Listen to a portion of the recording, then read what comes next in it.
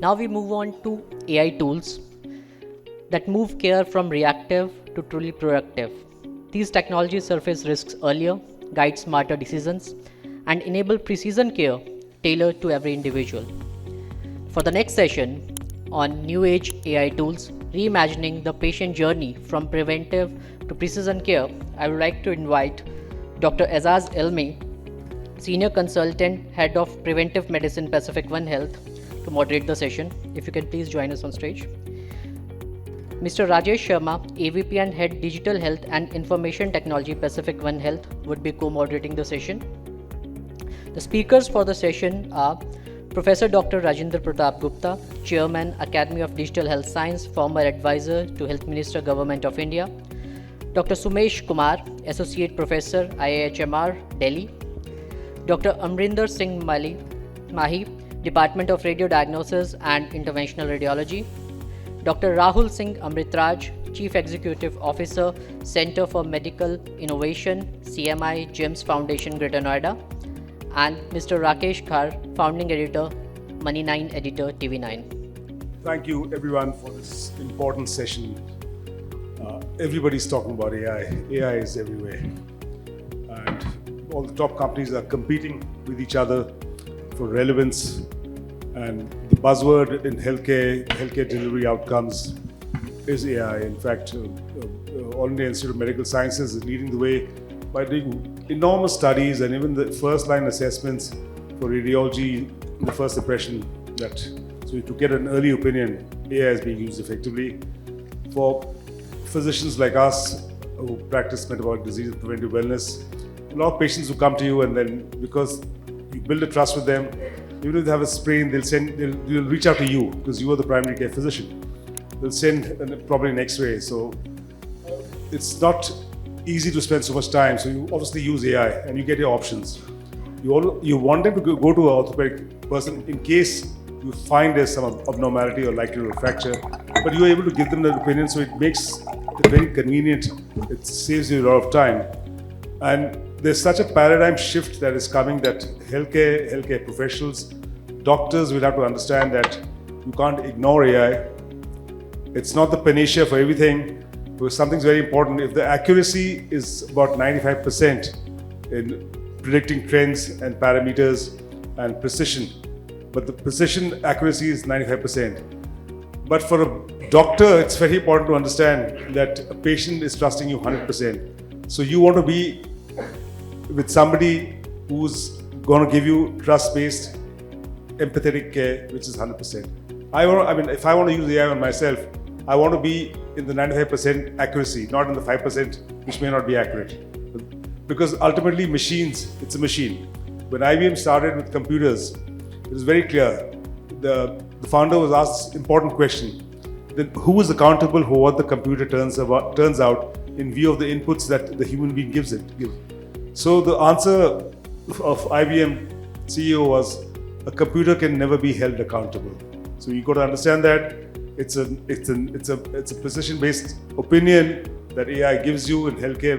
Ultimately, you have to use your own clinical expertise to filter the information, get it, increase the accuracy, and use it as an assistant, as a very good predictive tool.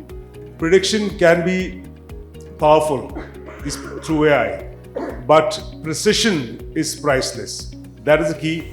These are very interesting times because the future ahead is going to have much more AI integration, and AI has to be used, especially diagnostics. It's a great boon to have AI-assisted diagnosis because it does it faster. It helps the physician, the caregiver, take quicker decisions. It reduces the administrative workload. It's something that can't be avoided, so it's best to be adapted by all of us. So in the beginning of the session, we have a very interesting panel out here, and I'd like to say this, that we're sitting on a gold mine of data, but we're still struggling to convert this into a scalable model. So is this really a failure of doctors, or are we not understanding AI clearly? So the question comes that, is AI integral for healthcare delivery, or is the doctor with the AI machine learning equally important, if not more important, for healthcare delivery? I would request my co-moderator to please ask the relevant questions, and I'll do the concluding remarks. Thank you. So, Dr. Rajendra, I'd like to ask you, like India has scale, diversity and data, all the three ingredients which are required for AI leadership. So what do you think is really holding us back to become a global leader in AI-driven preventive healthcare technologies? Because as such, we don't have a data problem, we have a decision problem. So I think this is a very important question, but let's also do a test check of where we stand. Anyone here who doesn't use ChatGPT or AI, can you raise hands? See, 1, 2, 3, barely 4. In this, 5 out of this, maybe 4 or 5% don't use the current tools. There are 5 levels of AI, and I can tell you, none of us have been able to understand that. So our challenge lies in getting excited about something that we don't understand, because there is hype around it. And second thing I'll tell you about data. When I served as advisor to Health Minister, we launched mega schemes, the largest insurance scheme, the biggest digital mission. And I was very lucky to have the, I would say, trust of my leadership that allowed me to write what I wanted to write, first in the BJP's election manifesto, then in the National Health Policy, a very detailed note on digital health on page 32. And we have gone and implemented 860 million ABHA IDs, 460 million e-Sanjeevani consultations. But if you just ask one question, can I go through the data of ABHA IDs? The answer is no. So I think we don't have an AI problem, we have a data culture problem. We do not respect the importance of data. I also represent the Mayo Clinic strategy in India.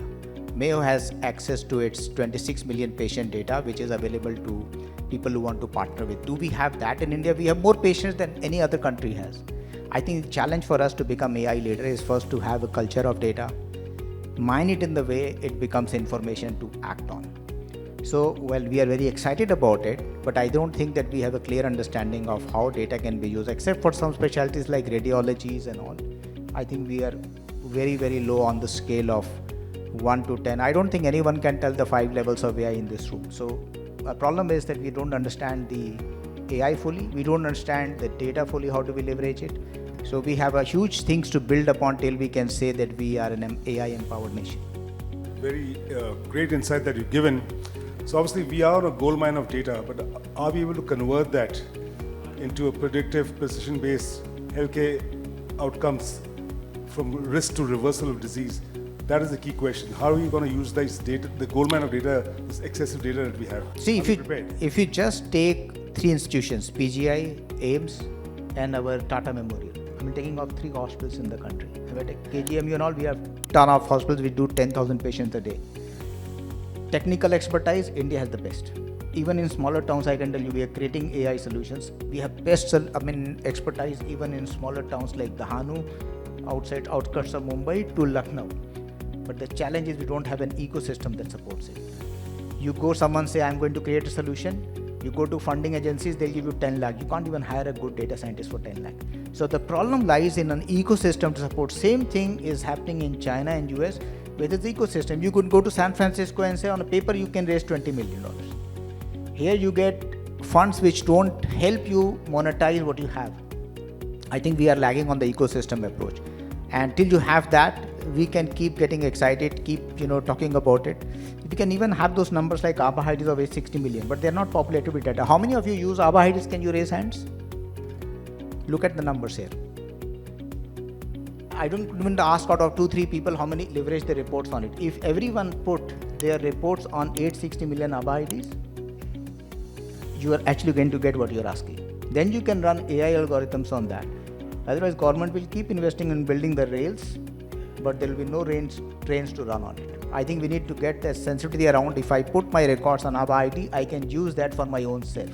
So our basic problem, government has moved much faster than private sector in the country. But private sector has not leveraged that. Ask how many big hospitals are a part of ABDM.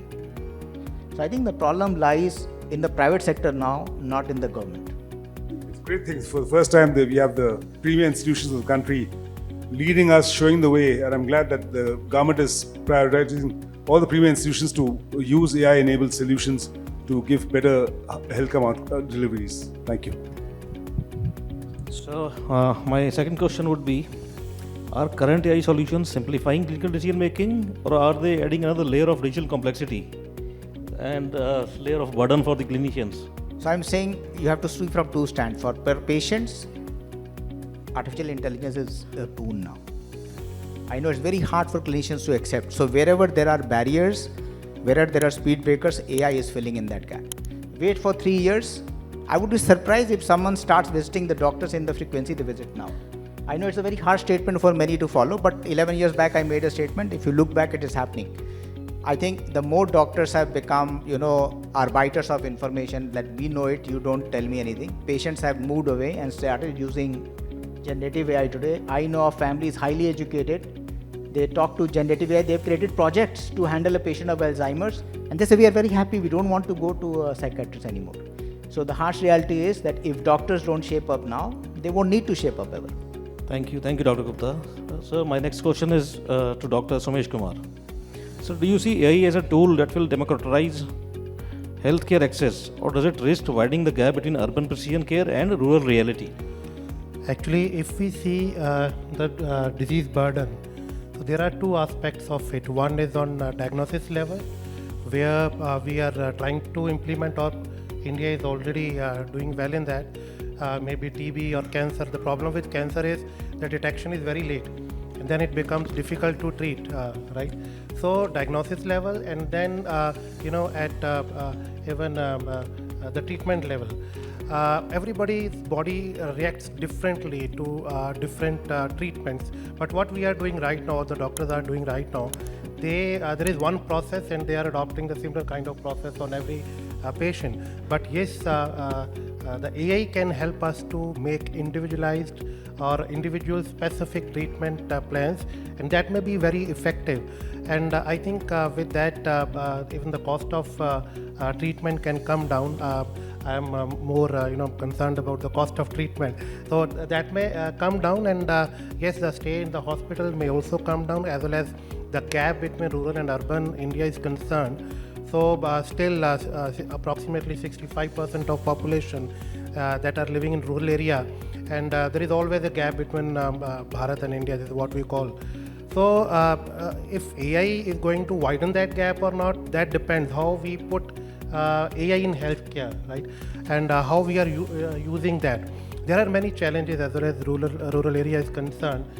Internet connection. Then I have seen that many frontline health workers, they don't have even device or a smartphone. So then even continuous electricity is a big problem. Infrastructure. Then adaptability is a major question mark. So RR means basically the health workers or frontline health workers, they are ready to accept the changes or that are happening because of AI, or our infrastructure is ready, as my colleague he said, the ecosystem is ready to adopt AI at the rural India level. So there are many question marks, and I think if we are introducing in urban part of the country or in some part of the country, definitely there will be more specific treatments. Diagnosis will be more. People will start traveling from rural to urban area. Again, the cost of treatment is going to rise in the next step. So I think how we are putting AI, we need to make our human resource ready for that. And in the coming few years, not right now, the gap we can close whatever is there at present in rural and urban India, as well as AI implementation is concerned. Thank you, Dr. Ramesh. My next question would be, are we building AI models that reflect India's real-world clinical diversity, or are we designing solutions for premium protocol-driven environments? Actually, generally what happens, first of all, we implement something and then make it India-specific.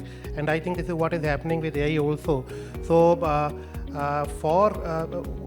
most of the AI designs or models, they are based on high-income groups or more suitable for big corporate hospitals. But yes, if we really want to implement AI in rural part of the country, again, most of the people of 65% population is still in rural area. So I think we need to make the data according to that. There is no shortage of data. We have data, but the question is that structured data that really AI can utilize and can give us output what is required. So I think there is a question mark on that. The data quality is important, and again, it is very specific. It may vary from urban to rural area. Even genes are different of every person. Rural India, the requirement may be different. We need to give AI that kind of data to get output, whatever we need out of that.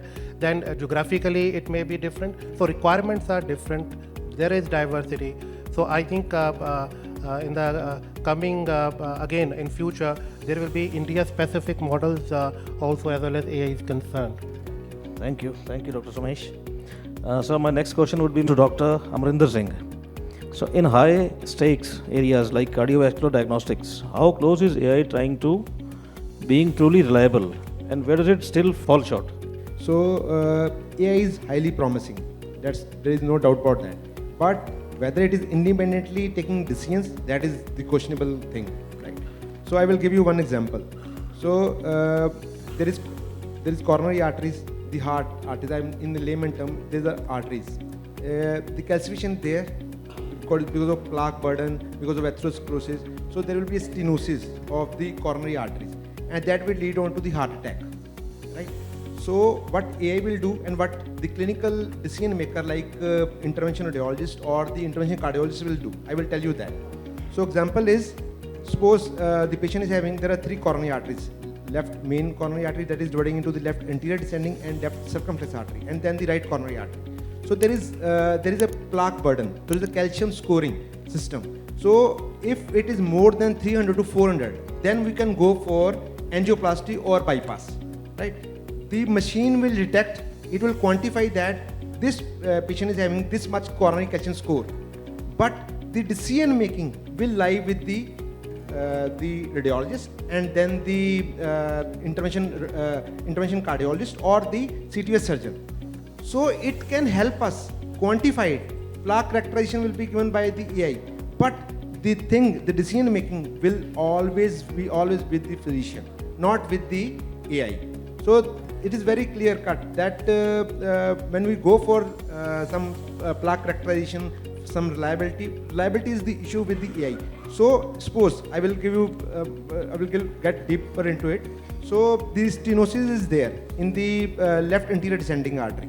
So that stenosis, if it is diffuse, if it is mild, less than 50%, but the coronary calcium scoring is around 300, that will be detected by the AI. But it is mild, not significant to cause the heart attack. But the AI will tell us that this patient needs angioplasty. But if the radiologist will be sitting there with the cardiologist or the CTS surgeon, he will tell accurately that this patient is a mild disease, not with a moderate or significant disease. So we can stay with the medical management, not with the angioplasty or with the stenting or with the bypass. So the decision making ability always stays with the physician and not with the AI. Thank you, Dr. It's very interesting insight you've given us, and you're just amplifying what we as clinicians also always feel, because the ultimate responsibility and the liability and the patient outcome it has to be clinician-led, it has to be trust-based, it has to be empathetic, and you've got to build that trust. And this is exactly where AI actually lacks, because AI doesn't understand emotions of either the patient or the doctor or how the mindset works. I mean, they can quantify billions of data at any given time, but how to reflect it in human terms is something of a challenge. And it's very clear now what is happening today in the world, that they're doing studies, MIT Media did a study, it's very clear that what is happening is that you ask somebody to give us SAT examination with open chat GPT, Google, Gemini, and somebody without any help of AI. So it clearly showed that people who use AI extensively have lesser capability of neural and linguistic understanding, 30% lower. So it's also leading to cognitive surrender. That's the term, cognitive surrender. Are we ready to surrender our cognitive skills to AI? It's a machine ultimately. So we have to utilize our own thinking, own experiences to deliver better results. So in one line we can say that AI is a decision supporter, not decision maker. It is a Assisted. decision supporter or assistant. Like I say, Yeah. AI is very important. It is going to be assisting clinicians and doctors in healthcare delivery personnel, but it can't replace the doctor in the present context. So my next question would be, as AI becomes more integrated into diagnostics, where should clinicians draw the line between algorithmic support and clinical judgment? The final diagnosis, the final treatment, the clinical judgment will rely upon the physician, not with the AI. Again, it can quantify, it can give the plaque characterization, it can give us the information which is needed for a radiologist to tell the serious surgeon or the interventional cardiologist that this patient needs treatment or this patient don't need any treatment. So again, the clinical judgment, so clinical autonomy always lies with the physician, with the cardiologist, with the radiologist, with the interventional radiologist, with the serious surgeon, not with the AI. Is India generally innovating in healthcare AI, or are we largely adapting global models without sufficient local validation? Answer is, you don't let me play cricket and you tell me that I do not know cricket. So that's what's happening. I come from Government Institute of Medical Sciences, where India's first incubation center has been established in a working hospital. We are also a Stanford center, we are also a BIRAC center. And second, we launched India's first AI clinic for AI startups. We'll have to understand that when we talk about quality startups, are we actually helping them with the ecosystem? Are we helping them with data? Are we helping them with the validation? At GIMS, we understand this when we talk about AI. AI has to be clinically safe, ethically validated, tech-enabled and doctor-driven. And these are non-negotiables. But then, we should not be only be morally policing it. We should be enabling as well. At our center, there's a lot of DPTP Act. We have to enable our doctors as well to understand that what DPTP Act is. When we say the new policy says that data only belongs to the patient. And we also have to understand that what is validation. Running the incubation center and sitting on multiple committees, I'll tell you, sir, 5 out of 10 AI startups that Aijaz will listen to, they come to us and say that they have got the validation done from top institutions. But you ask them that how was the validation done? What was the protocol? They said that we went to 5 doctors. They said it is really good. That is not validation. I want to use this platform to communicate this. Opinions are not validations. Ethics are important, and in medical sciences we have our own ethical committee to approve it. It is not that because you think that this is safe, my ethical committee has to approve that this is safe. But then we will have to provide opportunities as well. At our medical institute, the incubation center which is there, it is a single window system where we help you with our ethical committee access, with our research committee access. We just do not say that, ये possible नहीं है. Let me talk about the good part of AI. There's a lot of bad that we talk about. If a radiologist is looking at an X-ray, let's assume that the radiologist takes 20 seconds to come to a diagnosis. और उनके पास जो 20वां x ray है जो उनके हाथ में आएगा will possibly come in after 10 minutes. अब AI क्या कर रहा है? The moment what we have deployed our own solution, India made solution in the hospital. The moment जो 20वां एक्सरे है, suppose वो pneumothorax का है.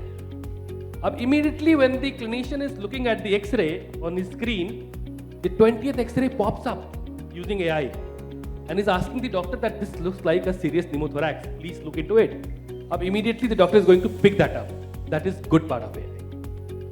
We need to absorb AI, but only it is safe. And at platforms we say, we should not let AI become the new quack in the society. Society is accepting AI like anything. When we say that there was a very good article in Times of India that a patient used ChatGPT and wrote a narcotic on the prescription and got the prescription, got the medicine. But when this was taken to the court very clearly said, doctor is to be held accountable. So this should not be debated.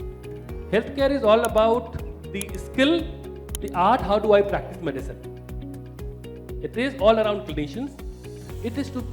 Tech is only enabling it. Stet has come. Long back, there was a manual stet. Now there is a stet where you can record your sound. Tech is enabling patient care. So that is where we see, we are making a lot of good AI here in India. We are also absorbing, but we need more systems to absorb it. but also to tell that what is validated. Only validated should get into the system. I will give you one example. There are few startups coming to India. They say that no, out of their Indian patriotism, वो कह रहे हैं कि free में download कर लो. One of our HOD asked कि एक startup था, उन्होंने कहा कि I want all the Indian women to download this और अपने periods pain को mark करें इसमें. How bad is the pain? तो हमने कहा सर आप जो ये डाउनलोड करा रहे हो, नहीं हमने 11,000 करा लिया और ये मेरी देशभक्ति है, मैं चाहता हूँ फ्री में रहे. और उससे पूछा कि सर एक बात, देशभक्ति ठीक है, ये डेटा कहाँ पे है? अगर ये डेटा इंडियन बॉर्डर्स में नहीं है तो ये डेटा ब्रीच है. रेगुलेशंस अभी आ रहे हैं, अब बहुत नया है AI is the new electricity. वो माइक्रोफोन को भी चाहिए, मेरे फोन को भी चाहिए, मेरी गाड़ी को भी चाहिए. We have to regulate it and unregulated AI should not be allowed, जिसपे मुझे लगता है कि medical college should come very strong on it. We should be absorber of technologies, validated one, not the quackery one. ये बहुत important. You gave a very extensive answer. I'm so glad that this illustrious audience is appreciating your details, because everybody is concerned about data validation, ethical data. Even more important is, are we just importing foreign intelligence AI, or are we going to contextualize it in the Indian conditions and further divide it into regional zones where it can pick up diet patterns, metabolic diseases prevalent in those areas, and integrate that further. Thank you so much. My next question would be to Mr. Rakesh Khar. You've been following and covering AI in healthcare and for your group. We're very happy to have you. I just want to know your personal experiences in this journey in the last 3-4 years, that what your views on AI in healthcare is all about. And since you interact with so many individuals and doctors and listen to them, you're an avid listener yourself to write extensively and speak extensively. You can give us a better insight on your personal experiences as to where AI is headed and what is the future. Thank you, Dr. Ilmi. I work with TV9 Network, which is India's largest television news network. I am a user in that sense, my opening view is at the macro level. AI is a moving landscape, and we still really don't know where is it headed. So I think we moved away from an ideological quarrel saying that is it required or not. So we do know now in the last 3-4 years that AI is good to have, probably must to have, depends upon the adoption in various particular institutions. To my mind, like in my own sector, news media, we're facing a massive challenge, which is of the trust issue. So, in news media also, like medicine and health, trust is paramount. And in both the spaces, trust is in deficiency. So I think, while we look at AI in healthcare, we have to be completely cognizant of the key fact, which is trust. So I completely agree with you, the earlier panelists also, the Government of India has laid the broad framework from the Prime Minister down the line, who has said that AI is required for good. AI for good is India's broad editorial philosophy when it comes to AI adoption. But, trust is a key challenge. As it is, Dr. Ilmi, you would know, and many other panelists here, in the Indian framework, in the Indian policy framework, health is split between various ministries. We have the chemicals and petrochemicals, where the Department of Pharmaceuticals is resident. We have the health ministry. So, when we look at health from an AI perspective, adopting new technologies, we have to be completely careful and mindful of the trust issue. So, that's the broad sentiment. So, I would say that it's must to have. And I'm frankly a little disappointed with larger corporate hospitals, because it's a great conference slogan for them. It's a great representation in the annual reports. But we are waiting. Maybe they're doing great work, but from a media practitioner's perspective, we are still awaiting outcomes, and real case studies where they have made a difference.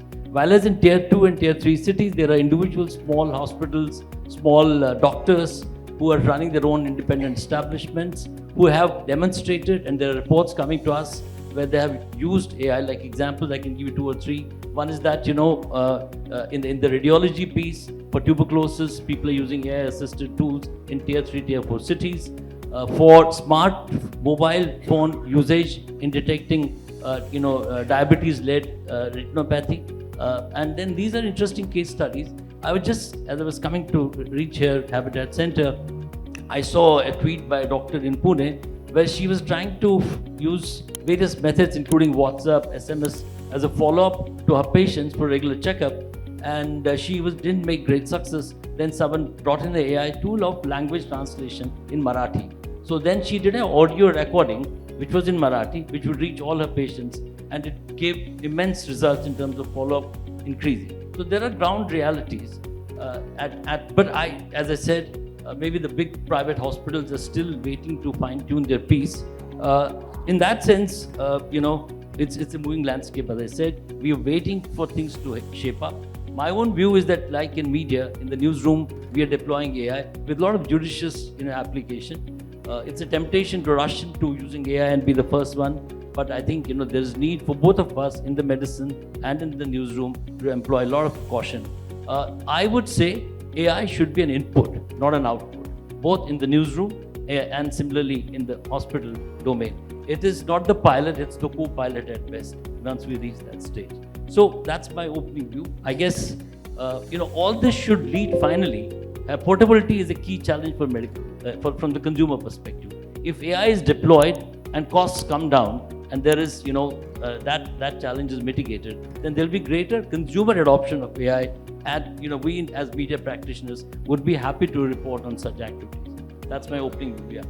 Okay, you had a very interesting session. Thank you so much. I'll just, my concluding remarks would be that it's not a question of AI versus the doctor. It's the doctor assisted by the AI's precision-based and personalized concerns, but it needs a human touch, therefore trust and emotion, which a doctor understands, and a clinician, your physician of your choice, your healthcare provider of choice, they're the only ones who can provide that in the present context, because the level of accuracy is increasing rapidly in patterns, but patterns can't be transformed. They can only be transformed into better healthcare delivery systems with a doctor-assisted system, and that's the way we need to look ahead at it. Hopefully there will come a time where physicians may be outdated, but nobody can replace the human touch, emotions, and the clinicians, interaction, and the ability to ask questions, because machine learning can never be held accountable, and a doctor can always be held accountable. Thank you so much.